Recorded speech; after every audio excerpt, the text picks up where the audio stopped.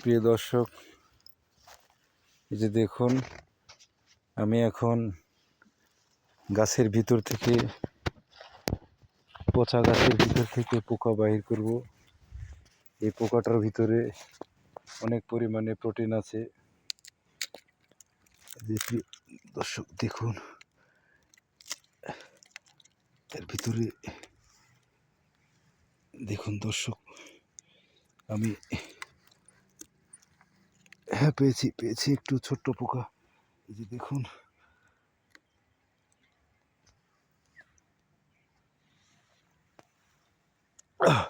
একটা অদ্ভুত স্বাদ, যে স্বাদের কথা আপনাদের আমি বলতে পারবো না। আসুন, এইটুকু খাবার দিয়ে দেহের চাহিদা মিটে নাই। আমরা আর একটু বড় পোকা ধরার চেষ্টা করব। এই গাছের ভিতরে থাকতে পারে, তবে বেশ কিছুদিন আগে যেগুলো গাছ মারা যায় থাকে, এই গাছের ছালগুলো খুব দ্রুত ছত্রাক ফাঙ্গাস দ্বারা পচনশীল হয়ে সেখানে এক ধরনের রাবারের মতন পোকা তৈরি হয়, যেটা পর্যাপ্ত পরিমাণে প্রোটিন। আমি দেখি কিছু পিঁপড়ার ডিম পাই নাকি।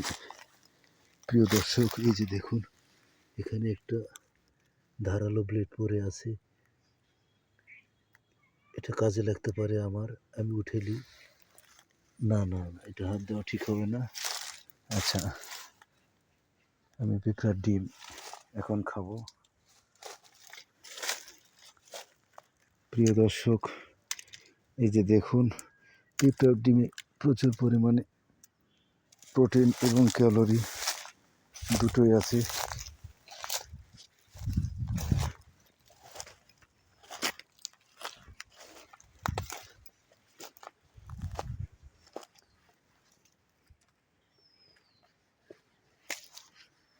আসুন প্রিয় দর্শক, এখানে মনে হয় একটা ইঁদুর। আমি আজ বেশ কিছুদিন ধরে পেট ভরে খাবার খাই নাই। এই শুধু ছোট ছোট পোকামাকড় খেয়ে